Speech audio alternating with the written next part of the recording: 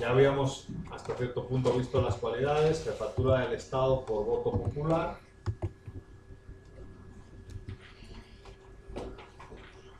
La segunda de las características era el ejecutivo dual.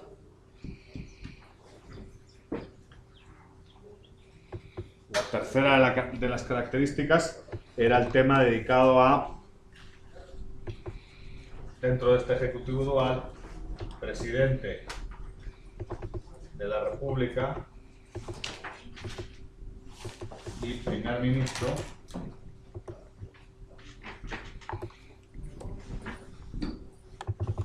ambos, digamos, son entre sí independientes.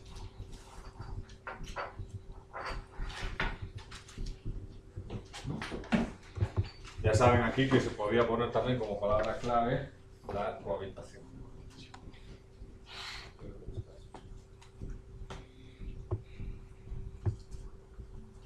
Otra característica dentro del sistema es que obviamente existen mociones de censura y de confianza.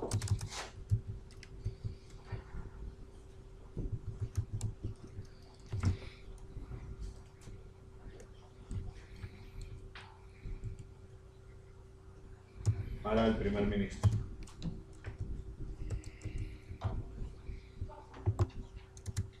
Para el primer ministro. Y también el tema de la lógica variable de poder. Tiene que ver cohabitación cuando no hay mayoría dividida, ¿no? ¿Cómo es? Exacto. Hay cohabitación, no, cabal, hay cohabitación cuando hay mayoría dividida. Cuando hay. Vale. La cohabitación es resultado de la mayoría dividida.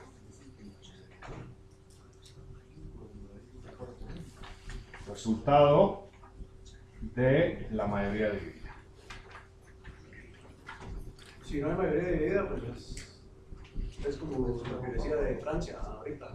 Ajá, cabal. Si no hay mayoría dividida, hay un ejecutivo muy fuerte. Porque tienes a un presidente de la República que es cabeza de partido y a un primer ministro que sirve a los intereses de dicho presidente. Entonces, en esa situación, cuando no hay mayoría dividida, el presidente de la República preside el Consejo de Ministros. Ese es el punto. ¿Entienden eso, va? Esta es, digamos, palabra clave del semipresidencialismo es esta. Palabra clave del semipresidencialismo es esta. Y palabra clave es esta. Esta es la noción tiempo, ¿no? Digamos.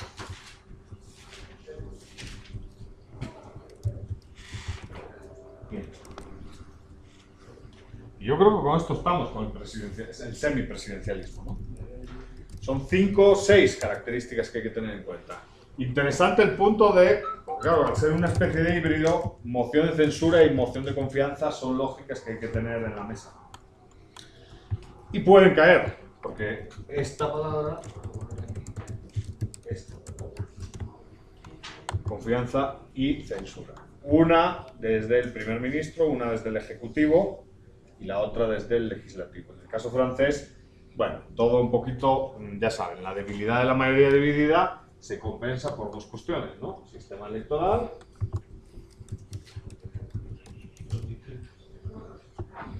que hace referencia a distritos uninominales, cabal, que producen mayorías muy fuertes.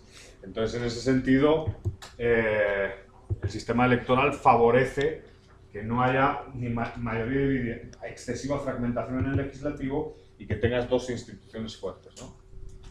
El sistema electoral francés es como el británico, pero a dos vueltas, ¿no? Con un balotaje. Pero eso lo vamos a ver en la segunda parte. ¿Qué más? La parte final, digamos, era la que dedicaba Sartori al tema de las élites, ¿no? Al tema de las élites porque, claro, la idea era que Sartori decía que la elección, como el ejecutivo es dual,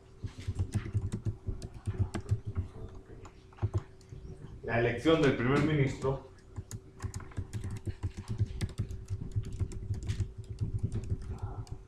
no ofrece problemas. Esa no ofrece problemas. ¿Por qué? Porque emana de un parlamento. ¿Pero cuál ofrece problemas? Obviamente la del presidente de la República.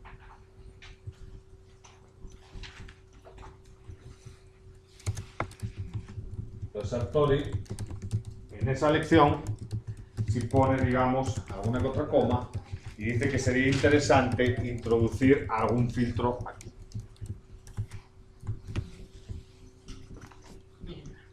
Y es cuando habla de colegios electorales.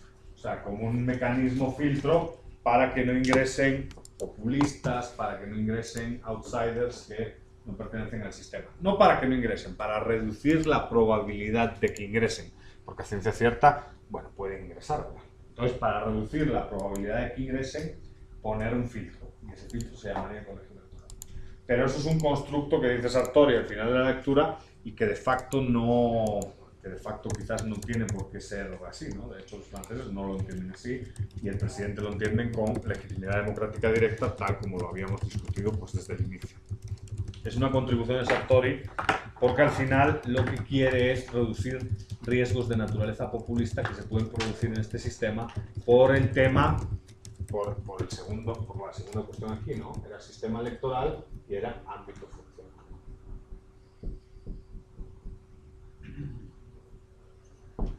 Como están divididos los ámbitos funcionales, al final el presidente de la República tiene cierto poder, ¿no? Entonces, para que esto, tanto si es del mismo color como si es de distinto color, sea viable y factible, bueno, Sartori dice, subámosle el costo a la elección del presidente de la República, que es el cargo más potencialmente amenazado por el populismo, ¿no? Por un demagogo que en una situación de crisis o en una coyuntura de cierta frustración manda un mensaje, digamos, exagerado y obtiene votos de parte de un porcentaje importante de la población. Hay una ventaja en este sistema para el populista, bueno, no sé si para el populista o no. La mayoría absoluta. Es bastante difícil que lleguen dos populistas, ¿no? O sea, hay mayoría absoluta a segunda vuelta, entonces... claro, si fuese por mayoría simple, a lo mejor abaratábamos todavía más el costo de que llegase un populista con una mayoría simple, con un 36% de los votos. Pero los franceses tienen doble vuelta, tanto para el Ejecutivo como para el Legislativo. Entonces, uno quiera que no, bueno, tiene que contemplar que la segunda vuelta eleva el costo del populista. Tiene que seguir peleando y tal. Alguien puede opinar, bueno, pero es un costo muy bajo. Sí, sí, es un costo bajo. Hombre, obviamente es mucho más caro un colegio electoral, ¿no? Porque el colegio electoral emanaría de grupos de la sociedad civil o de los propios partidos. Entonces ahí ya hay más élites que frenarían el ascenso del populista. Pero ese es el ejemplo que da Sartori de hacia dónde debería de ir el presidencialismo si lo que queremos es vacunarnos frente al problema de outsiders y también de mayorías divididas. El punto es que a mi juicio el semipresidencialismo como sistema me parece muy complicado. Y el ejecutivo dual poco funcional. Esa es mi crítica. Pero bueno, no significa que sea la crítica, digamos, más adecuada, ¿no? Sartori lo defiende bastante. Y Sartori además defiende el tema del colegio por un libro que posteriormente hizo, ¿no? Que es ese libro tan famoso de Homo Videns, ¿no? El libro de Homo Videns, al final, que anticipa un poquito en el texto, el peligro de la videopolítica, ¿no? El candidato totalmente superficial, que es todo imagen y que detrás no lleva nada, no lleva ni ideas, no lleva ni aparato del partido, no lleva, obviamente, cuadros formados, no lleva nada. Solo es imagen de un candidato y cuando llega no tiene gobierno, es incapaz de generar un ambiente adecuado para que la política sirva para lo que debe de servir, que es para contribuir al desarrollo ciudadano. Entonces, ese es el miedo de Sartori, la videopolítica y el riesgo de un candidato populista fruto de la tendencia hacia la que vamos. ¿Sí es cierto que estamos en la videopolítica? Pues sí, un poco de verdad hay ahí, ¿no? Más temas del semipresidencialismo yo creo que no hay, palabras clave. Sí, perdón. Aquí. Aquí. Mociones de censura y de confianza. Para el primer ministro. Para el primer ministro. Obviamente el presidente acaba legislatura, ¿verdad? El presidente francés, ¿no? Aunque se ha reducido la legislatura. Hay una cuestión en Francia que no dice Sartori que es muy interesante. Una cosa para enfrentar el tema, a lo mejor, de la división de poderes podría ser la concurrencia y los ciclos electorales, que son dos conceptos, a mi juicio, muy interesantes, ¿no? ¿Tienen que ser las elecciones concurrentes o no? ¿Y qué duración tiene que tener el ciclo electoral? ¿No? ¿Qué sé yo? Así pensando sobre los vecinos, ¿no? El ciclo electoral es 3 y 5. Pues a lo mejor no tiene por qué estar mal, o a lo mejor está peor que el nuestro, que es concurrente, con un ciclo electoral de 4. Entonces, ese tipo de cuestiones, Sartori no entra, pero se podría entrar a discutir sobre eso, ¿no? ¿Qué efecto y qué impacto tiene la concurrencia o no concurrencia de elecciones? ¿Y qué efecto tiene el ciclo electoral? El ciclo electoral en Francia sí es distinto. Presidentes de la República 5 años, diputados 4. Entonces eso, el ciclo electoral es distinto y obviamente como el ciclo electoral es distinto, la concurrencia es, no hay concurrencia, ¿no? Son elecciones no concurrentes. Pero bueno, no sé si eso tiene un efecto positivo o negativo, habría que verlo. Yo defiendo la concurrencia. Todo el mundo me critica por eso, así entre... Porque la gente prefiere... Sí, la gente prefiere... No es voto cruzado, prefiere tener elecciones cada menos tiempo, aunque sea para distintas instancias del Estado, ¿no? Entonces, la gente está a favor de la no concurrencia. O sea, de que las elecciones para el legislativo sean en una fecha y para el ejecutivo sean en otra y que cada 2 años votes, por ejemplo, ¿no? Yo no estoy tan a favor de eso. Países como El Salvador viven en campaña perpetua, ¿no? Constantemente hay elecciones, ¿no? Sin darte cuenta de elecciones. Y bueno, y luego ya el ciclo electoral, porque bueno, Francia con un ciclo de 5 y 4, yo creo que está bien. Pero ¿ustedes creen que un diputado en 3 años puede hacer algo? Yo lo veo difícil. Yo creo que de facto solo está 1 año trabajando. De facto solo está 1 año. Uno en campaña. Si el tercero está en campaña. Y el primero está aprendiendo si es novato. No sé cómo son los diputados salvadoreños, pero si fuesen como los guatemaltecos, el 55% novatos, el primer año está aprendiendo. O sea que de facto no trabajaría en toda la legislatura, pues. O sea, trabajaría para ver cómo sigue en el puesto, pero no para temas de país, ¿no? A lo mejor hay que subirla a 5, no sé. Ese tema no está tan estudiado. Ese podría ser otro buen tema. O sea, concurrencia de elecciones y ciclos electorales. Sí. ¿Sobre la reelección? ¿Qué opinión tengo? Bueno, en Francia, obviamente hay reelección. Pero yo tengo una opinión liberal de la reelección. Ilimitada. ¿Por el tiempo? América Latina, el único país que tiene reelección ilimitada, y por eso me voy a echar piedras contra mí mismo, es Venezuela. O sea, América Latina, todos tienen límites a la reelección y solo habilitan una como máximo, ¿no? O ninguna, como Guate, ¿eh? Claro, Estados Unidos también. O como Guate, que tal. Yo defiendo la reelección ilimitada. Para diputados y para ejecutivos. Pero entiendo, ¿no? Ahora, en Guatemala, bueno, en Guatemala el sistema era muy interesante porque pre-1985, y esto lo dice Negreto, que es el autor que cité en la pasada sesión, claro, la segunda vuelta era el Congreso. De facto, el presidente manaba del Congreso. Una mezcla rara entre parlamentarismo. Era una mezcla, claro, montada para que el sistema funcionase, claro.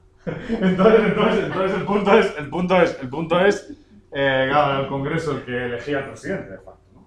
Pero yo creo que prohibir la reelección es muy negativo. O sea, el sistema de incentivos de facto está mal alineado, porque derrocho la mayor cantidad de esfuerzos en llegar.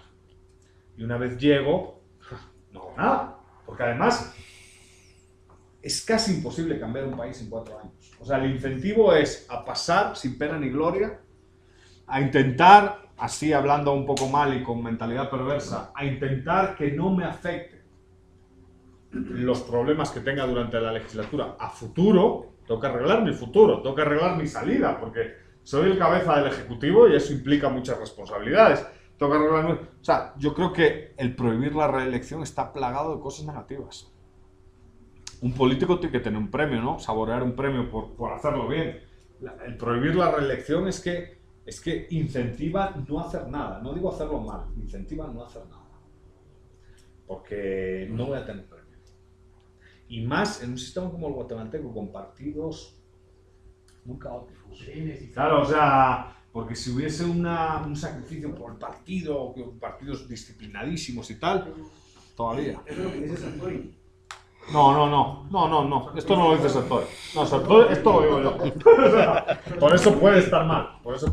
Sartori no está mal. Nunca. Acá en la historia de Música no se da realmente el resultado de los constantes historias que hay de fraudes electorales y tendiente a evitar ello. Sí, como en toda América Latina.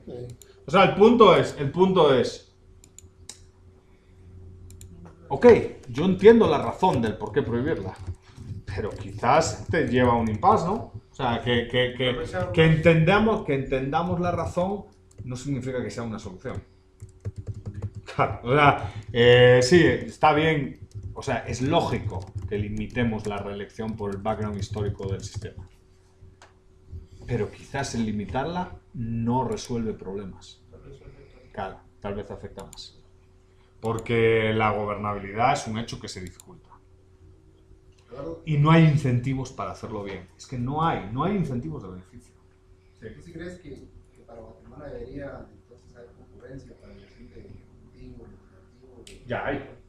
Es legislativo y ejecutivo y local al mismo tiempo. Lo que se podría hacer es hacerlo no concurrente. O sea, que hubiese... Perdón, no concurrente. Exacto, que hubiese, por ejemplo, 2015, 2019, 2017, 2021. Eso podría ser, y que ahora votásemos, por ejemplo, Poder Ejecutivo y que luego se votase Poder Legislativo y Gobierno Local. O sea, que fuese concurrente gobiernos locales y Poder Legislativo, que tiene sentido que sea más concurrente, y que la elección a presidente, que es distrito único por mayoría absoluta, pues que fuese aparte, ¿no? Que es la lógica de muchos países en América Latina. Yo personalmente, yo no lo aconsejaría. Porque en el fondo, ¿qué te dice el que está a favor de la no concurrencia? Hombre, es un castigo al Ejecutivo. Sí, pero no lo puedes echar luego al Ejecutivo. Expulsar al Ejecutivo es muy costoso en el sistema político guatemalteco. O sea, es la naturaleza presidencialista del sistema. Es excesivamente costoso tronarte al presidente, ¿no? Entonces, como no te lo puedes tronar, está bien, lo castigas y ya. O sea, ahí queda todo. Es una especie de impasse. No sé que se evidencia en el funcionamiento de los países latinoamericanos, donde hay en el vecino país, donde no son concurrentes, están peor que aquí. Donde sí son concurrentes. O sea, no sé si te resuelve un problema estructural la no concurrencia. Ahora, y sí te genera problemas no estructurales, te politiza la ciudadanía, que es un problema. Te sube los costos de campañas dentro de los partidos, que es un problema. Todo ese tipo de cosas son problemas logísticos, monetarios, ideológicos, o sea... ¿Politiza la ciudadanía? ¿Qué significa? El Salvador vive en campaña perpetua. Siempre estás enterado. Siempre estás con el rollo de marcas, de banderas, de discurso político. Eso está mal. La Mara tiene que hacer lo que tiene que hacer. Ver fútbol, comer pizza, estar con la esposa y con los hijos. La masa, No, la Mara. La Mara en la que yo me encuentro, ¿eh? O sea, a mí me gusta la política, pero vivir obsesionado por la política está mal. Está mal. Te lleva a la guerra civil. Es que si todos estamos obsesionadísimos por la política, esto va a ser un caos absoluto. O sea, la política es un ejercicio de élites a las que les interesa eso, que compiten, y un ciudadano es potencialmente activo. Si todo va bien, no va a ser activo. Y si las cosas van mal, empieza a ponerse activo porque empieza a percibir que hay problemas a su alrededor y quiere cambiarlos. Pero lo ideal es que todo el mundo se preocupase de lo que hay que preocuparse. De la esposa, de los hijos, de tener una buena comida, de tener una bonita casa y de trabajar y vivir honestamente. Eso es lo que tienes que preocuparte, ¿no? que si consigo una sociedad socialista de igualdad o un paraíso libertario y tal. No, eso son babosadas, y yo creo que eso está mal. La gente dice, es que a los partidos les falta ideología. Un partido tiene que tener ideología, sí tiene, pero también tiene que tener la capacidad para ceder a la ideología. No es tan fácil, no es ideología es síntoma de que todo va bien y ausente de ideología es síntoma de que todo va mal. No, porque si somos unos fanáticos ideológicos, nos vamos a pelear. Y la política lo que pretende es que no nos peleemos, ¿no? Que resolvamos de forma negociada, digamos, los problemas en común que tenemos. Eso es ser un tipo civilizado. Si la gente polariza demasiado la cuerda y tensa demasiado la cuerda, la cosa acaba mal. El riesgo de estar en campaña perpetua puede ser la polarización. Puede ser. No significa que sea así, pero puede ser. Los patojos que están en calle no se recuerdan, pero los gobiernos locales que se elegían en diferentes tiempos. No eran concurrentes. Claro, puede ser. El punto es. Es mi opinión, es mi humilde opinión, es la opinión de un humilde politólogo. Pero mira, está diciendo una visión diferente porque es alcaldes y presidente juntos, no, pero alcaldes aparte y luego... Y tenían un periodo menor.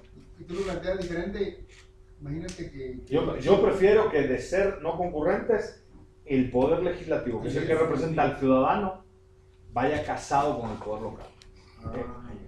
Yo prefiero. De no ser concurrentes, yo creo que tiene que ser. Ahorita que estás hablando de concurrencia, se me ocurría pensar de que cuando los eliges juntos, legislativo y ejecutivo, de cierta manera hay deudas entre ellos y al final, en la práctica, esa división de poderes se reduce pues, por los compromisos que hay entre uno y otro al momento de elegirse, por hacer equipos para poder ganar. No, yo creo que sí, yo creo que eso es cierto. El punto es, no sé si la no concurrencia te vacuna contra eso.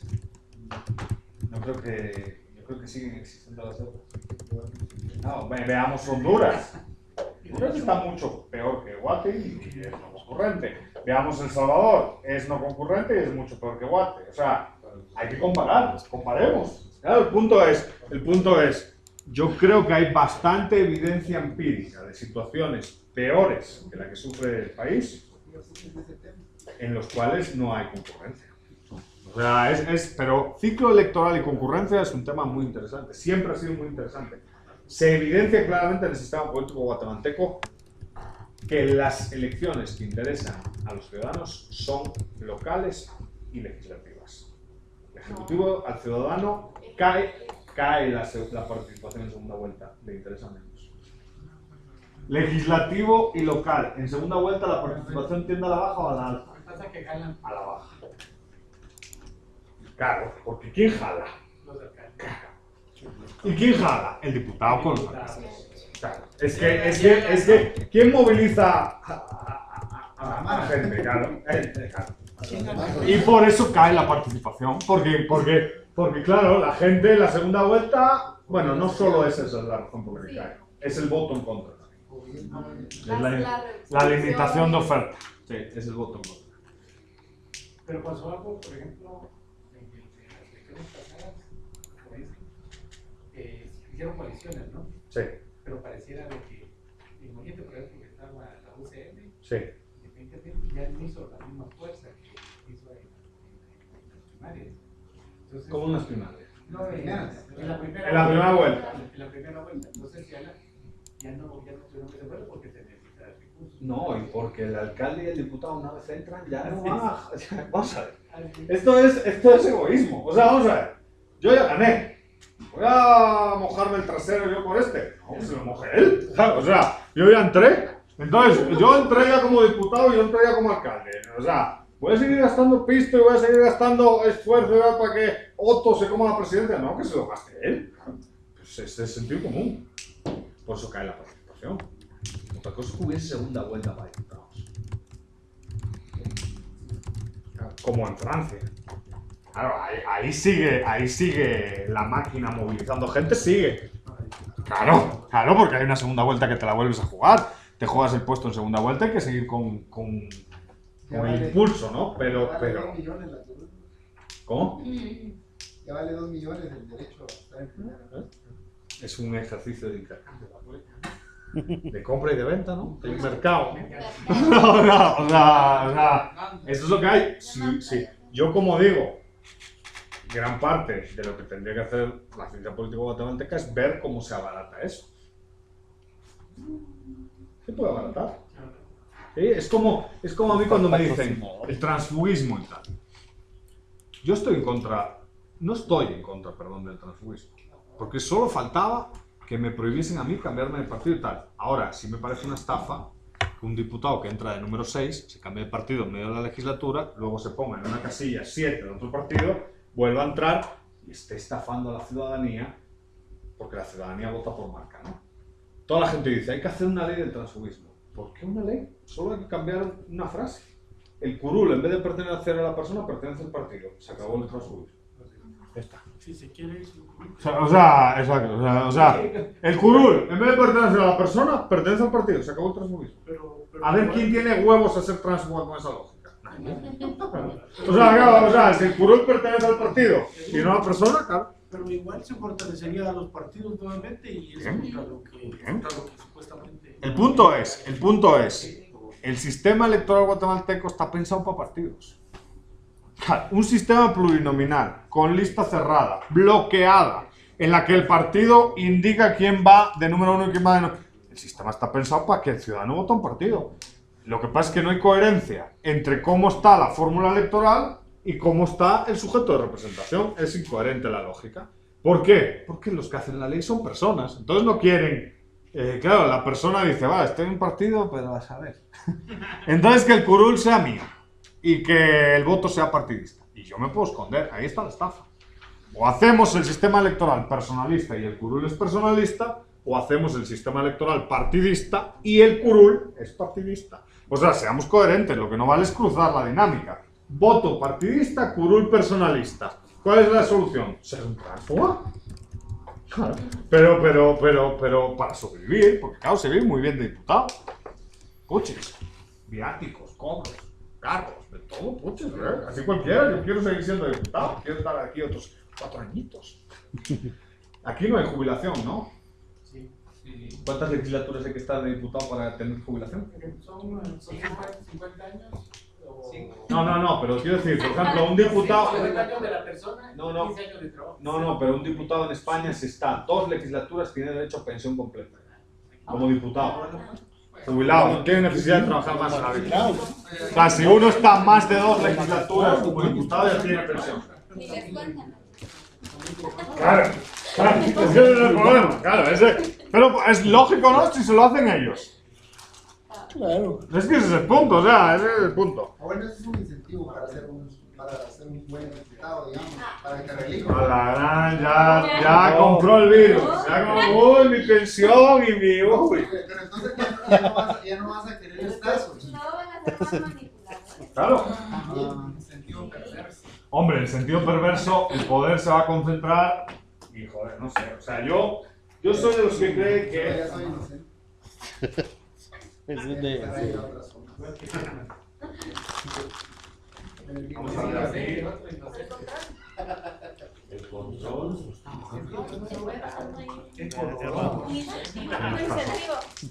El punto es, ¿qué dudas hay de esto? Ninguna, ¿va? Variable del poder, tronco, o sea, ir cambiando presidente, primer ministro. Variable de poder, tiempo. Al tiempo. La- Tronco no consigue de girar. Variable del poder, ¿a qué hace referencia? Hace referencia a lo siguiente. Lo que se busca aquí es que el poder facilita la gobernabilidad a lo largo del tiempo. ¿Por qué? Porque se encuentra un equilibrio entre un sistema electoral y un ámbito funcional. Si hay cohabitación, tú tienes tu ámbito funcional y yo tengo el mío. Entonces el problema de la mayoría dividida no genera impas como en el sistema presidencialista. Y si no hay cohabitación, puchis, vamos hacia adelante. Hay una gobernabilidad asegurada total. Ese es lo que dice Sartori por lo que es funcional esto. Por eso dice, en el sistema estadounidense el sistema funciona gracias a las personas. El sistema francés no. El sistema funciona gracias a que el sistema tiene herramientas. ¿Entienden, va? Sí, yo creo que es, y luego es HDMI. Ajá, el 4. ¿Cómo es? El último. Así es, 4.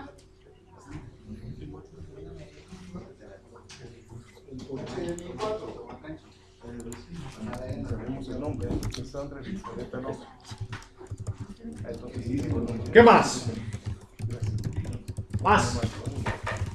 Más dudas.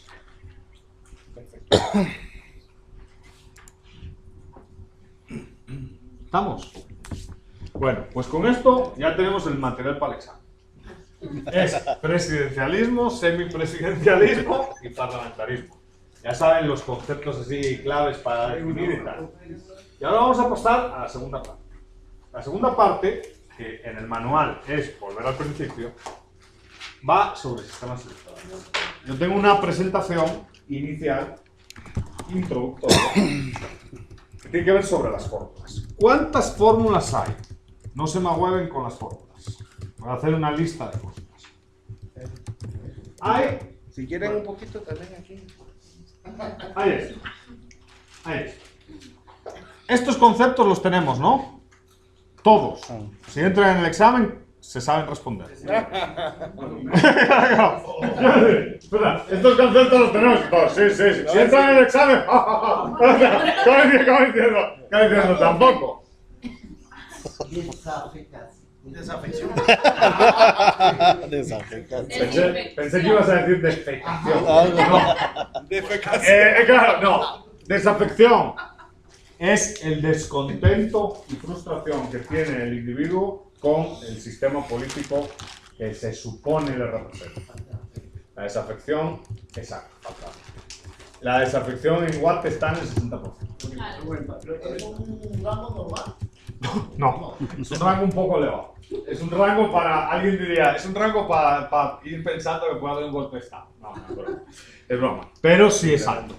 Lo que pasa es que se compensa con la defensa de la democracia.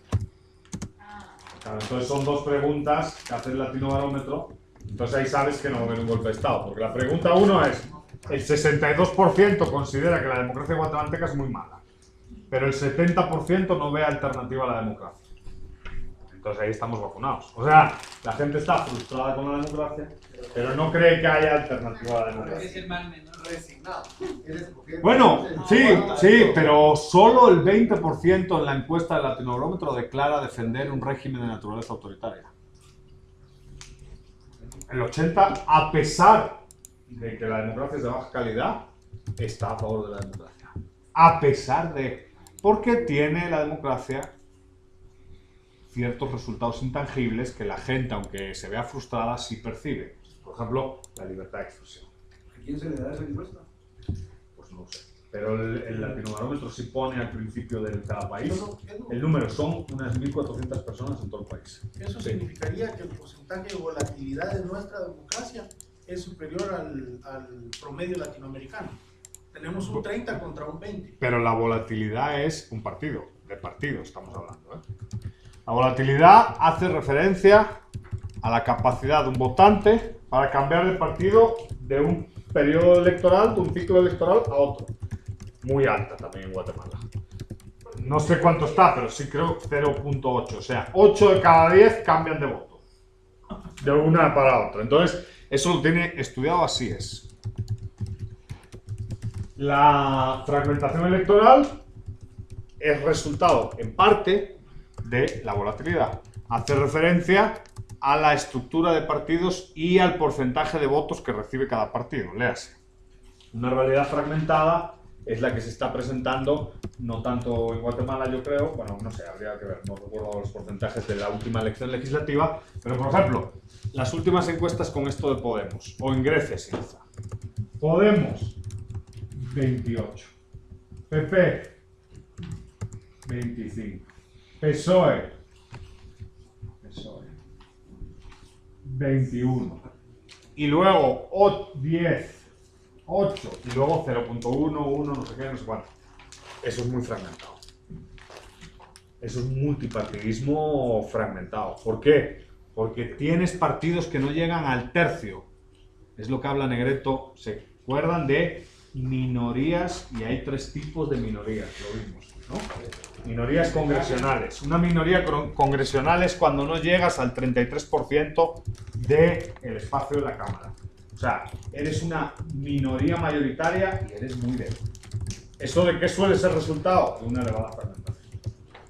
Entonces, eso es lo que sucede ahorita en algunos países con esto de la crisis. Se ha fragmentado el sistema. En Guate no sospecho que esté tan fragmentado. Entonces, ¿el PP cuánto se come? Y la UNE. Diputados. Porcentaje de votos. ¿Cuánto sacaría el PP y la UNE y líder en la última? Yo le digo. ¿Cuánto sacaron? ¿Cómo están ahorita? No, ¿cuánto sacaron en la elección? No, como están ahorita no está fragmentado. Obvio, para aprobar el presupuesto y para el tema de las comisiones y de los tribunales, ahí ya no está fragmentado. Pero originalmente igual sí estaba, ¿eh? Originalmente igual sí estaba fragmentado. Y de hecho se manifestó claramente. Al principio. Entonces, eso es fragmentación electoral, ¿eh? En Guate suele ser alta. Sí. Aquí dice PP tuvo el 26, Sí, fragmentado. UNE gana el 22, Fragmentado. Sí. Victoria 1.72. Exacto. ¿Fragmentado? Eso es fragmentación electoral elevada. Tienes 4 o 3 partidos muy jodidos. Polarización, saben, ¿no? ¿Cómo? Polarización.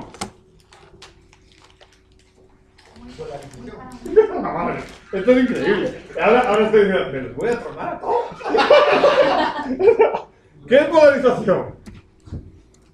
Que el electorado Está dividido Hacia los hacia los extremos. En vez de la extremos. estructura de competición ir al centro, la estructura de competición va hacia las periferias, hacia los extremos.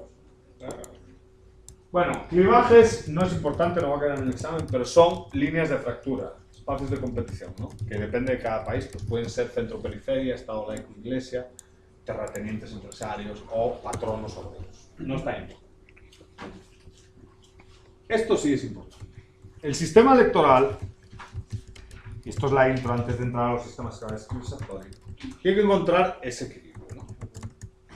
Que es un equilibrio entre gobernabilidad y representación. Por una sencilla razón. ¿Cuál es la razón? Obviamente, el sistema traduce votos en cuota de poder. Y ahí es donde pierde la neutralidad. El sistema traduce un voto de poder. Y ahí es donde pierde la neutralidad. ¿Por qué? Bueno, porque obviamente cuando tú emites una preferencia hay una fórmula matemática que altera esa preferencia de alguna manera. O valorando la preferencia, dándole más valor del que tiene, o minusvalorando, quitándole valor a ese voto, ¿no? Claro, la traducción en escaños puede ser engañosa. ¿Ahí qué influye? Bueno, influye en conceptos como sobrerepresentación, infrarrepresentación, diseño de distritos, el famoso gerrymandering de los gringos, de diseñar distritos. Ahí se ve que el juego no está neutral, ¿no? Aparentemente la gente emite su preferencia, aparentemente la gente vota, pero bueno, esa traducción en cuota de poder puede ser potencialmente perversa. Cuando me preguntan, bueno, Edu, ¿tú qué opinas para un sistema electoral? Pues yo tiendo a ser un poco cacique. A mí me gustan los sistemas electorales que generan gobiernos fuertes. Entonces la fórmula, por eso me gusta uninominal y de mayoría simple. Claro, pero si hay alguien así afín a Liebhardt, pues claro, le da un infarto y le sube la tensión arterial, porque dice, este tío es un derechón. Porque ese tipo de sistemas electorales tienden a ser Elitista. no, muy elitistas y más a favor de la gobernabilidad que de la representación. Conservadores. Conservadores a morir. Otros tienden a ser más en pro de la representación y no tan preocupados como la gobernabilidad, como es Guatemala, ¿va? Un montón de partiditos ahí, tal. Entonces, que cada uno, ambos está más de moda, el de allá, está más de moda el de allá que el de acá. Entonces que cada uno decida. Pero la gobernabilidad se da cuando hay coalición, ¿no? Bueno, Es una forma. claro, es una forma, si se logra. Si se logra. O sea, que a lo mejor con alta fragmentación no se logra una coalición. O sea, sí, si se logra una coalición, si la cultura es estilo alemán en el Parlamento, consociativa y tal, pues exacto, no hay tanto problema. Pero si no hay esa cultura consociativa, pues a lo mejor hay un problemón porque vamos camino al impasse, ¿no? no solo al impasse, a la pérdida de legitimidad, porque a la gente le molesta bastante que el gobierno no haga lo que tiene que hacer, ¿no? Eso aumenta la desafección y con el tiempo a lo mejor hay problemas. Pero ese es el juego. Tipos. Tipos. Hay 3 familias. Mira, ahora tenía ya la presentación, no sé por qué iba a escribir, ya iba a escribir, pero está en la presentación. Hay 3 familias. Hay unas familias mayoritarias y 3 fórmulas mayoritarias. Las 3 son mayoritarias. Es un plurality, es un ballotage y es un alternative voting system que vamos a ver cómo es. Esa es una familia. Hay una segunda familia, que es esa, que es donde está, bueno, el sistema guatemalteco. Es la ley D'Hondt, es la Sainte-Laguerre, que es una fórmula proporcional matemática que genera más proporcionalidad todavía que la ley D'Hondt, vamos a ver cómo funciona, y la Druck-Quota, que es también otra fórmula que juega con los restos, muy proporcional. Es un sistema, bueno, Alemania suele tener ese sistema. Esta es una familia proporcional. Ya llevamos 6 métodos. Hay semiproporcionales y los semiproporcionales tienen 3 fórmulas también. Un cumulative vote, un single transferable vote y un limited vote. El voto acumulativo es el que está aplicando ahorita El Salvador. Llevamos 9, ¿va? 9. Y queda una que es el sistema híbrido de naturaleza mixta, que es el Additional Member System, que es el de Alemania. Es el que mezcla una lógica mayoritaria y una proporcional. Ese se lo puse un video. Del mixto. Ese es el alemán. Tiene una palabra clave que se llama dividuo. ¿Qué vamos a ver? Las 10. Y las 10. ¿Y qué entró para el examen? Las 10. entonces el punto es... El punto, exacto, para el segundo examen. Exacto. Entonces esto es ya material cabal de la segunda parte del libro, que hay que empezar, ¿no? Pero la idea es, son 10 fórmulas, son muy fáciles. No hay que comerse la cabeza, nadie les va a pedir hacer numeritos. Pero mejor no nos preocupes por eso ahorita. Hay que empezar a poner el examen. Bueno, claro. Son 10 fórmulas, son 10 fórmulas. El primer bloque es muy sencillo. El segundo bloque no es tan sencillo. El tercer bloque es jodido. Y el cuarto bloque es sencillo otra vez. Entonces, ¿qué hay que preocuparse? Aunque no hay que preocuparse porque de verdad es muy fácil, ¿eh? No es tan difícil. No, es muy fácil. Es muy fácil. Las fórmulas proporcionales, que una ya la tienen que saber de memoria, porque ya la han recibido, ¿no?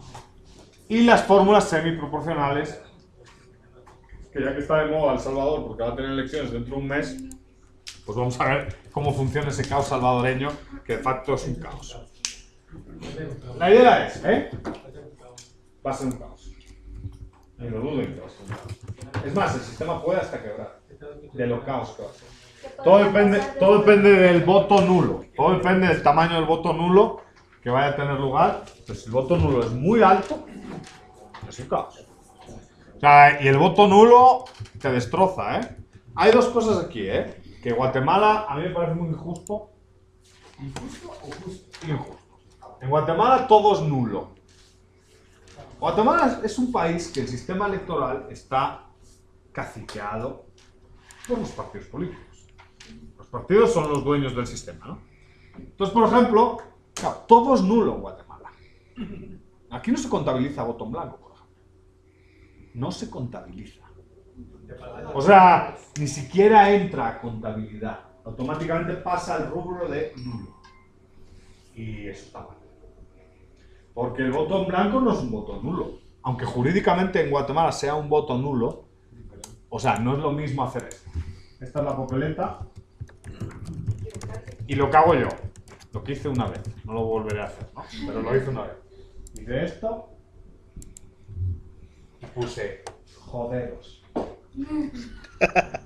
Y eché la papeleta. Obviamente nulo, ¿no? Obviamente nulo. Eso es nulo. O sea, estamos de acuerdo que eso es nulo aquí en Noruega y tal. ¿El voto en blanco qué es? Otra cosa es lo que acaba de decir Sofía. No tiene ideas. Equivocarse. Y poner 2 papeletas en la boca. ¿No? ¿Está bien? Nulo. Tiene que haber nulo, porque hay un procedimiento a votar. Y la gente que se salta ese procedimiento es nulo. Ahora bien, el voto en blanco es un sobre que se echa en blanco. ¿Es una preferencia? Sí. ¿Respeta el protocolo electoral? Sí.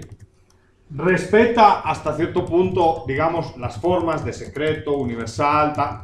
Sí, pero no se contabiliza. ¿Y por qué no se contabiliza? Porque los partidos políticos no quieren que se contabilice, no quieren incentivar que se contabilice. Hay países que sí lo contabilizan. Y sale la encuesta. Portugal, España, Italia, Francia lo contabilizan. Ahora bien, contabilizar también tiene problemas, porque uno contabiliza,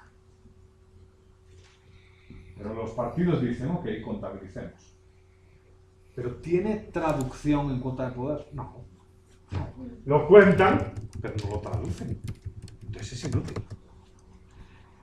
¿Qué sería útil? Que lo contasen y que tuviese cuota de poder. Porque a lo mejor tenemos el Congreso de la República vacío. Podría ser una reducción de escaños en el Congreso, por ejemplo. Claro, sí, claro. Ah, no, es que la traducción sería esa, no hay otra forma. La traducción es por distrito hay N cantidad de escaños vacíos. ¿Por qué? Porque la ciudadanía no quiere que haya representantes. Y la gente critica mucho el voto en blanco, pero a lo mejor eso inhabilita a un líder populista para obtener una mayoría calificada en el Congreso y tal. O sea, es un arma ultra poderosa. Pero claro, ¿quién tiene que aprobar ese arma? Los partidos. O sea, claro, los partidos tienen que aprobar ese arma. ¿Cómo los partidos se van a hacer el harakiri a sí mismos diciendo, ¿cómo le vamos a dar a la ciudadanía una herramienta para que nos joda? No, eso no puede ser. Eso tiene que ser ilegal. Entonces, claro, lo más fácil es todo es nulo. Hay países, yo no conozco ni un solo país que tenga el voto blanco traducido a cuota de poder. Ahora, sí hay un montón de países que contabilizan voto en blanco. Pero que lo traduzcan a cuota de poder son otros 20 pesos. Sería un arma poderosísima en cualquiera de estos sistemas, porque obviamente no importa. Voto en blanco requiere de una cultura electoral. No es antisistema. No es antisistema. Es sencillamente mostrar ante el Estado que las preferencias existentes, la oferta, no me gusta ninguno. Y que como no me gusta ninguno, y no hay voto second best, voto en blanco. ¿Vale? Te puede parecer mal o te puede parecer bien. Yo creo que es muy lícito el voto en blanco. ¿Cómo? Es preferencia. Es una preferencia crítica, pero no antisistema. Antisistema es lo que yo hice. O sea, poner la carita feliz y mandarlos al carajo es antisistema. Pero el voto en blanco no es antisistema, es sistémico. Es antisistema aquí porque los abogados quieren que sea antisistema, no porque la lógica de funcionamiento sea antisistema. Es antisistema porque los abogados quieren que sea antisistema, sí. Tenemos acá una discusión sobre la cuota de poder que se quitaría si es que en algún mundo llegara A suceder. Ajá. ¿A quién se le quitaría? ¿A un partido o a una mayoría? Es que el voto en blanco cuenta como si fuese un partido. Los votos en blanco... Pues nunca tendrían mayoría. Ah, ya te entiendo. ¿Cómo no? ¿Cómo no? O sea, se hace la misma distribución. ¿Cómo no tendrían mayoría? Vamos a ver. Si los deshabilitamos y tenemos el 30% en blanco, ya nunca, en el Congreso aquí no podría tener mayoría. Queda la mayoría de los que están. Exacto. No, porque no es cantidad de diputados, pues. No, pero No, los escaños que no están nunca van a contar para determinar quórum. Deberían de contar. Nunca van a contar, No, no. nunca van a Lo que contar. pasa es que ya el partido no va a tener, por decirte algo, si hay 170 plazas que se reduzcan desde 15 o 20, afecta a los partidos, a cada 1, 2, 3, 4, dependiendo de lo que Te se saco cuota de poder. Y no solo te saco cuota de poder, te quito legitimidad aunque puedas votar. O sea, estás tomando decisiones cuando un 30% del Congreso no está. Y como se reduce el número de personas que pueden llegar por el listado, ya no hay gente que... Claro. O sea, no. Voto en blanco es un arma peligrosísima. Y se vota, o sea, tú cuentas... Vamos a ver, ¿cómo se cuentan dónde?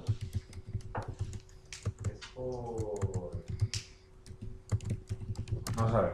A la madre, Sí, a pero la madre. no, Partidos. Ajá, el número. de ciudadanos. Por partidos y número de Escaños. escaños y votos. Ajá. Escaños por cada Vas partiendo de. partido de escaños. Tantos partidos. Escaño 1, 2, 3, 4, 5, 6, 7. Sí, dependiendo del distrito, así tienen diputaciones. Entonces, esos son los números que ponemos.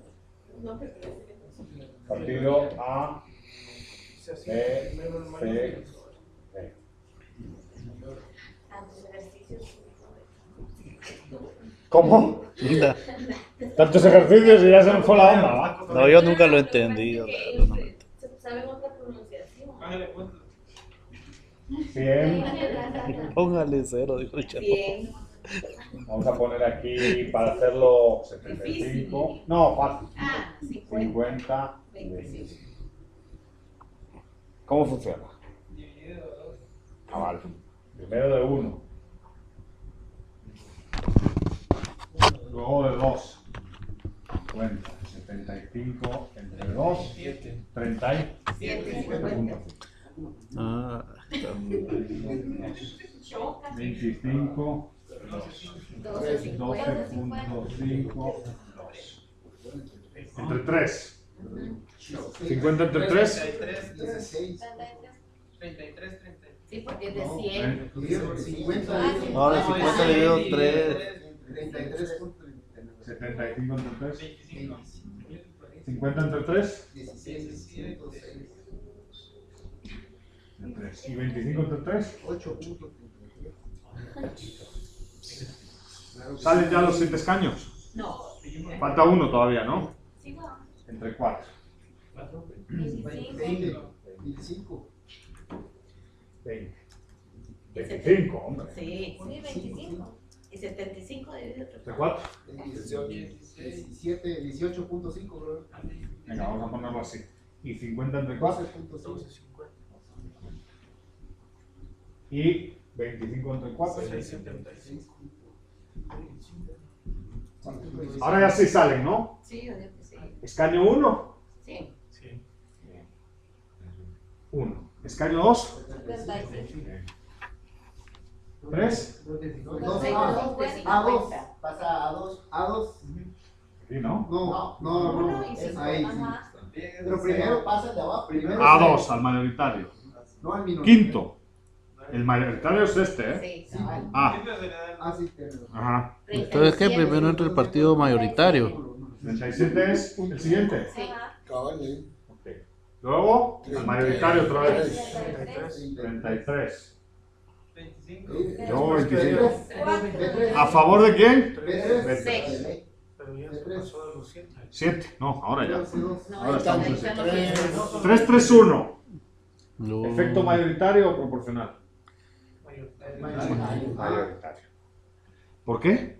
Porque se prefiere el que tiene más votos que el que tiene menos. Por la magnitud, dicen algunos, que es baja, 7, y no es por el reparto de votos, ¿no? Que está muy fragmentado. Perdón, ahí le tocaba al menor, A4. Depende. Depende de lo que diga la ley. Por ejemplo, en Guatemala Es a favor siempre del menor. Sí, Sofía. Igual que es a favor del Sí, menor. porque es de minorías. Entonces entraría 50 es para C, sería 4A. este, que sería 1, 1. 2, 3. No. Sí, si vas a favor de la minoría, tiene que ser este, el tercero. Claro. Ojo, puede ser a favor de la mayoría, lo establece la ley, pero si va a favor de la minoría, es C1. 4, 5, 6 y 7. A la B. Ahí. 7. Entonces sería Aquí es donde cachan todos. 3, 2, 1, 1. Y si hubiera, Así va. Y si hubiera un octavo escaño, se va a hacer Ahí sí. Y si hubiese un octavo escaño, se iría a C2. Por minorías. Si la norma es minoría, iría a C2. C2. Así queda. Sí, así queda. Sí, es verdad que reparte hacia la baja, porque en Guate de escaños de 3 entran 3. Correcto. Sí, entran 3. Reparte hacia la baja. Eso es DONT. Efecto proporcional. ¿Puede haber algo más proporcional? Pues vamos a ver que la Senlage es más proporcional. ¿Así? El efecto. Y la Druck-Cota más proporcional. Claro, bueno. Alguien puede decir, a mí me sube la tensión arterial tanta proporcionalidad.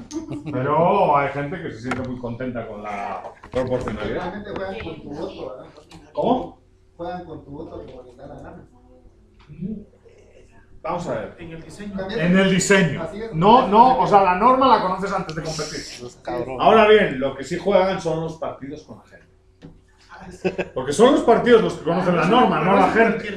La gente no conoce la norma. El partido y la élite del partido sí la conocen. Entonces, son los partidos los que juegan con la gente. Esa es mi idea. Pero... ¿Saben cuál es la cantidad repartidora para el 2015? Se presumen 25.000. votos. Bueno, 25.000. Para entrar de media. ¿Cuánto era el anterior? 37. Porque aumentaba el número de población. Claro. Entonces ahí se abarata. Bueno, eso es más trampa en un plurinominal cerrado. Cabal. Porque claro, ya abaratas la entrada de piratas, que no conoce la gente. Pero bueno, el sistema cumple su función. El sistema guatemalteco quiere ser proporcional, es proporcional. Otra cosa es que funcione. ¿Cómo funcionaría el voto en blanco aquí? El voto en Pues muy fácil. Si fuese la fuerza más votada... Si fueran 100 votos en blanco, Ajá. el primer escaño se queda vacío. Habría 3 escaños vacíos. Correcto. ¿Entienden, va? Sí, Cuenta como un partido el voto en blanco. pero ¿por qué razón nadie lo quiere? Ah, no, claro. No. ¿Nadie lo quiere? No. Ningún partido lo quiere. Bueno, O sea, los ciudadanos a lo mejor sí lo quieren. es que El que no lo quiere es un político partidista, porque claro, un político partidista dice, me pueden joder el chiringuito. Es que de facto le joden el changarro a algunos políticos, porque claro, en el fondo, si entran 3 escaños vacíos, a lo mejor en ese distrito eran hay 3. problemas, claro. Y en distritos urbanos sí se producirían escaños vacíos, seguro. Seguro. Pero, y digamos, ¿en qué beneficiaría esa cuota de poder en blanco a la gobernabilidad? Si no tenemos a nadie que nos represente, simplemente No estamos beneficiaría a la y gobernabilidad. de todos modos se toman decisiones dentro de la cantidad que ustedes... Ok. Aquí es donde entramos otra vez a este punto.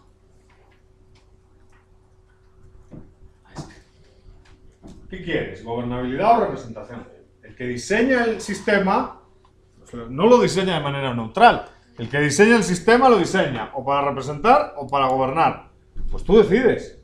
Yo voy a decir una cosa. La fórmula DONT no está pensada para gobernar, está pensada para representar. El voto en blanco habilitado es una forma de representación. Si el sistema está para representar, ¿qué estás representando? Que la gente está harta del sistema y harto de los políticos y por eso no los quiere. Pero volviendo un poco a las cosas, se supone que el sistema de representación sería más propio de un sistema electoral parlamentario que de un presidencialista. Sí. Aunque voy a decir una cosa. Sí, originalmente. Vamos a ver. El paper que tienen de Negretto, que no es para debatir aquí, pero es para como lectura complementaria, trata ese tema. El paper dice, paper estudia del 78 al 2008 todas las reformas constitucionales de todos los países de América Latina, incluido Guatemala. Es un paper de estos monumentales. Y lo que dice Negretto es, hay una tendencia en el poder legislativo latinoamericano hacia la representación proporcional. Es decir, aunque el presidencialismo tradicionalmente tenía sistemas mayoritarios para elegir diputados, hay una tendencia desde 1978 a tener lógicas más inclusivas en el poder legislativo, es decir, a fomentar el multipartidismo y la representación proporcional de minorías. Y no solo en Guate, es en toda América Latina. El único país que se libraba de eso, si recuerdan, es Chile por el binominal. Y lo acaban de anular hace 2 semanas. Chile ha cambiado su sistema electoral hacia la representación proporcional. Ha abandonado el binominal. Era el único país que seguía manteniendo una lógica mayoritaria para la elección al legislativo. Y con el actual gobierno lo han vuelto otra vez proporcional. O sea que sí hay una... Aunque originalmente el sistema presidencialista estaba más pensado para gobernar y los legislativos tenían sistemas mayoritarios, desde 1978 hasta la actualidad, y eso es lo que evidencia el artículo de Negreto, lo que se demuestra es que se ha profundizado en la representación de minorías. A través de fórmulas DONT o a través de fórmulas de group quota. Sí. Esa es la evolución. O sea, aunque el sistema proporcional sea más en espíritu parlamentario. Y hay paradojas aquí. Porque claro, un sistema parlamentario como el británico tiene una lógica electoral mayoritaria. El Reino Unido tiene un plurality mayoritario, mayoría simple, los diputados en el Parlamento. Todo lo contrario a la proporcionalidad. Entonces ahí depende, ¿no? Pero si vemos tendencias, sí, América Latina ha avanzado a la representación proporcional, todos los países. Y eso está, el paper de Negreto, vean las gráficas, vean la tabla de países y modificaciones constitucionales, muy buena. Y es empíricamente comprobado. O sea, es una de las grandes contribuciones de este investigador argentino que, bueno, que vive en México. La lógica es, ¿cuál es mi fórmula favorita? Ya la saben. Mi fórmula favorita es la primera de la izquierda, plurality. ¿Por qué? Porque es la que está hecho para tontos. Es la más sencilla de todas. No hay que saber matemáticas. No hay que saber nada. Que más votos tiene, se lleva el escaño. Y punto. ¿Con mayoría absoluta? No, con mayoría simple. Y punto. ¿Puede ser injusto? Sí. ¿Tiene limitaciones? Sí. ¿No se preocupa de la representación? Sí. No se preocupa de la representación, como dicen los italianos, tra virgolette, ¿eh? Porque la representación ideológica yo no me la creo. Y como yo no me creo la representación ideológica, yo me creo el mandato personalista. A usted le he dado un mandato. ¿Cuál es el mandato? Que defienda a mi distrito en el legislativo. Que sea de un partido o de otro no importa tanto. Pero sin embargo, mi capacidad para primero castigar sí importa. Y ese sistema te la da. Si la representación la entiendes por la arista personalista y no por la arista ideológica. Si la representación la entiendes por la arista ideológica, obviamente este sistema no te la da. Claro, solo se la da al que gana. Pero si la entiendes por la arista personalista, este sistema sí te la da. Y la representación personalista es más importante de lo que todos suponemos en una aula de maestría, de una maestría en gestión pública, porque todos nos poco guachean para que defendamos los partidos y las ideologías y tal. Pero en las elecciones municipales lo que se observa es que el voto es terriblemente pragmático y que la representación es estrictamente personalista. Y que votas al líder porque más o menos sospechas que lo conoces, más o menos te cae bien y más o menos ves que sus políticas son eficaces. Así de simple. No entras en profundidades, esto guarda una coherencia liberal aceptable y tal. Entonces voy a, como es coherente con el compromiso liberal y veo que de los 10 puntos cumple 8, voy a seguir votando. No, ¿qué importas? No sabes ni los 8 puntos de coherencia liberal. Y tampoco importa, porque en realidad es una valoración. Un voto es una valoración. Es una preferencia y una valoración. Si entendemos la representación así, el plurality representa. O sea, sí. Y se ve en elecciones locales, que son mayoritarias las elecciones locales. Aquí y en un montón de países. Mi papá es más derechón que Francisco Franco y el tipo vota a un alcalde socialdemócrata. Porque es nuestro vecino. Y porque lo conoce. Y porque lo putea. Se ríe con él. Rojo, progre, tal. ¿Ya? Y se ríen ahí los dos y tal. Pero le vota. Claro. ¿Por qué? Porque en el fondo la política sana tiene que ver con eso, ¿no? Y mi padre se siente representado. No tiene que ser un tipo de derechas y tal. Es más, al de derechas lo castiga y tal, aunque ideológicamente sea así. Ojo con la ideología. Yo la ideología, hay un culto a la ideología que yo soy muy crítico, porque las ideologías, por ideología se mató a la gente, ¿no? O sea, digo yo que tan bueno no será. Si somos todos fanáticos ideológicos, pues la cosa va a acabar mal. El sistema electoral juega con eso. los proporcionales lo que representan son ideologías, ¿eh? Son votos de bandera, votos de partido. Son votos que no se fijan en la persona. Por eso no hay necesidad de ver a la persona. Por eso se sospecha que no tienes por qué conocerla. Solo tienes que ver la lista del partido y si los partidos son fuertes, disciplinados, estructurados, tú te fías. Claro. O sea, y votas. Pero yo creo que cada día nos fiamos menos, ¿no? No solo aquí. Otra cosa son los inventos ya salvadoreños, que eso es otra liga. Otra liga porque ya eso es intentar agarrar las virtudes de los dos sitios. Y eso es la lógica semiproporcional. Y yo creo que eso es muy negativo. Muy confusa la fórmula, muy confuso el conteo. Pero ya veremos en su momento que es un cumulative vote, que es una lista plurinominal, desbloqueada y abierta. ¿Qué significa? No solo es abierta, es desbloqueada. O sea, no hay 1, 2, 3, 4. No hay orden. Claro, ni uno lo pone el orden. Solo pones una X. Claro, o sea, y van entrando. Es eso. Bueno, es un relajo. Es un relajo. Y el ingeniero de sistemas que está haciendo el software para hacer ese conteo se va a cagar.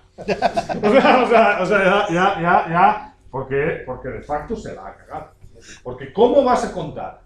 El plan que tienen es escanear y contar, y que el software al escanear cuente. Ya veremos. Esto es lo de siempre. A ver si lo hacen. Rápido. Si no lo haces rápido, queda mal el Tribunal Supremo, queda mal el sistema en general. Hay cierta sensación de frustración con los partidos predominantes, porque en el fondo los partidos predominantes, FML y Arena, van a ser acusados de haberse repartido el pastel. Y va a haber una sensación de descontento, que es lo que no puede ser con una elección. Una elección lo que tiene que quedar claro es quién ganó. ¿Quién ganó? Ganó a este punto, ya está. Yo, todo el mundo. Y listo. O sea, no. Y eso es lo que da legitimidad. Ese show ya vieron que es voto machete.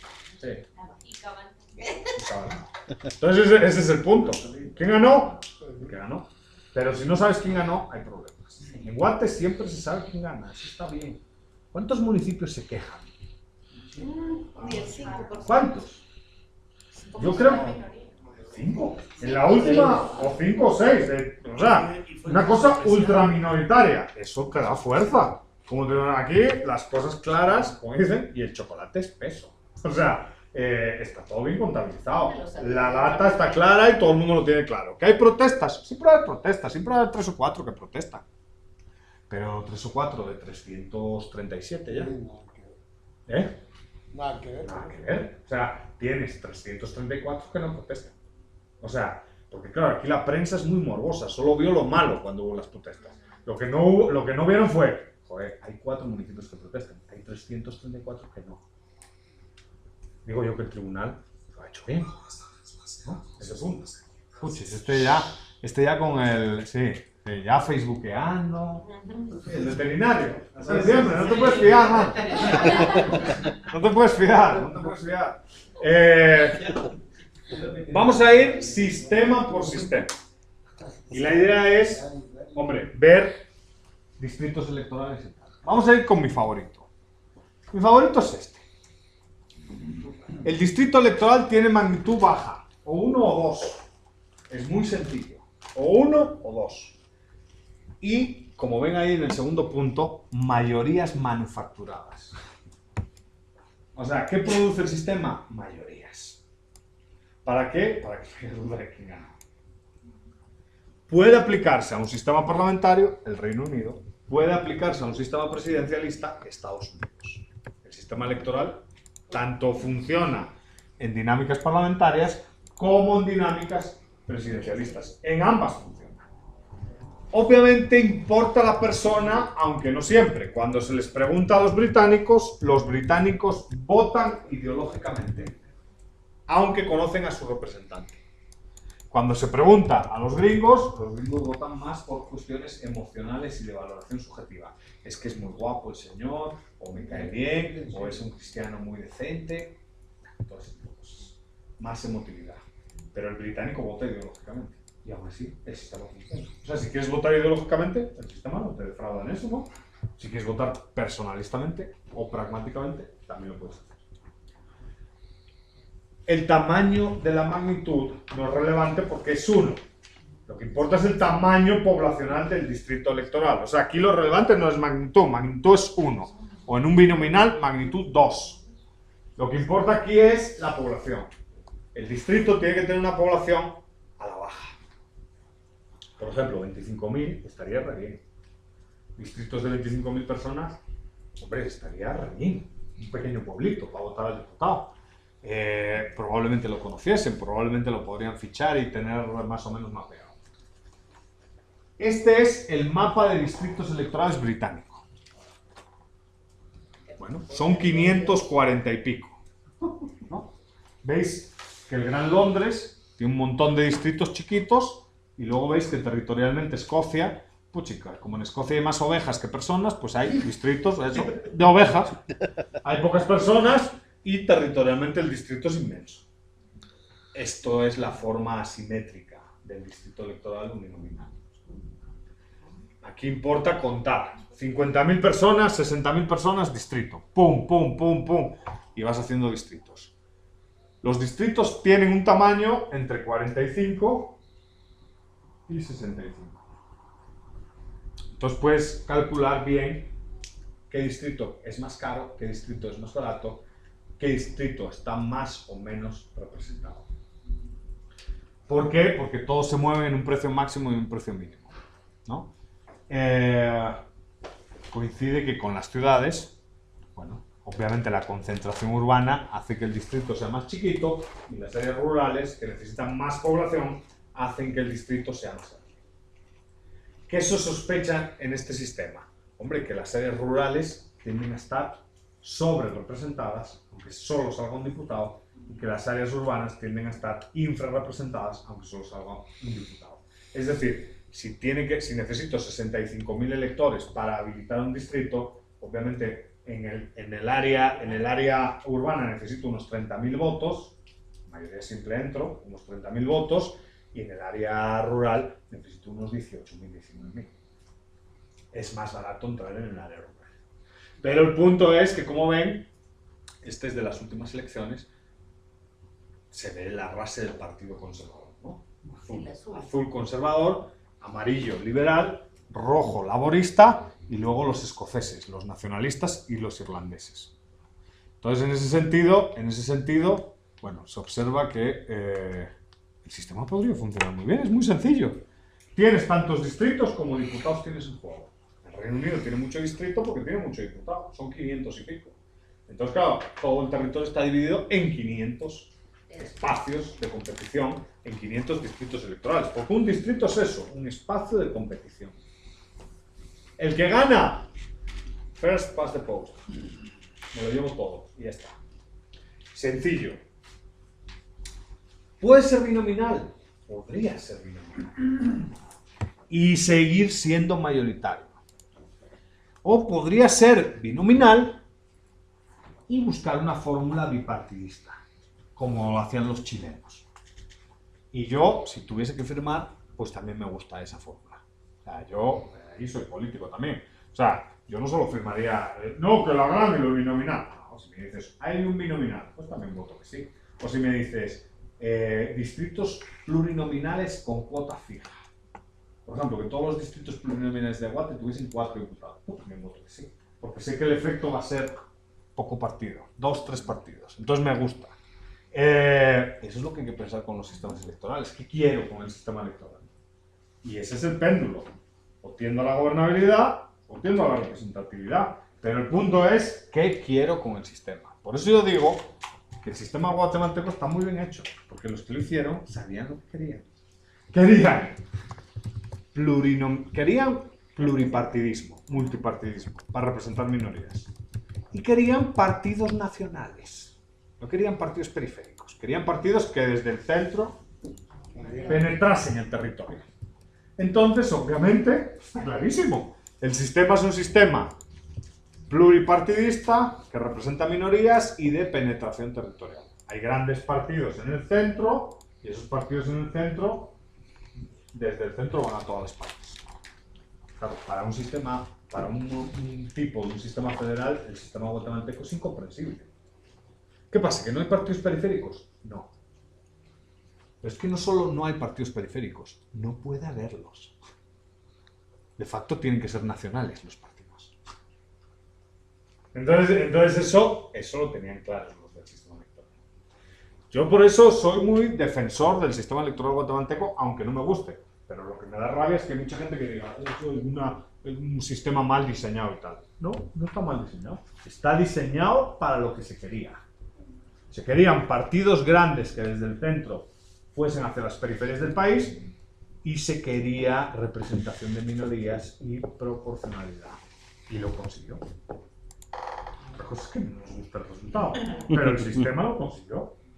¿No? O sea, hay los partidos, claro, como elevas el costo del partido, de formar un partido, los partidos son problemáticos. Medio se hace la vista gorda con la ley, ¿no? No todos llegan al número de afiliados, pero el Tribunal Supremo hace tu y me escondo y esta no lo cuento. Metemos todo en la compu para ver si los DPIs coinciden. No metas, dejamos ahí competir. Entonces hacen la vista gorda. Pero en el fondo, bueno, es lo que se buscaba. Elevar el costo de formación del partido y que ese partido fuese de naturaleza guatemalteca, no periférica. Aquí lo vamos a dejar, señores, un gusto como siempre. El martes, ¿qué hacemos? El martes hacemos lo de los trabajos. Las ideas, ¿no? Para ver si me traen.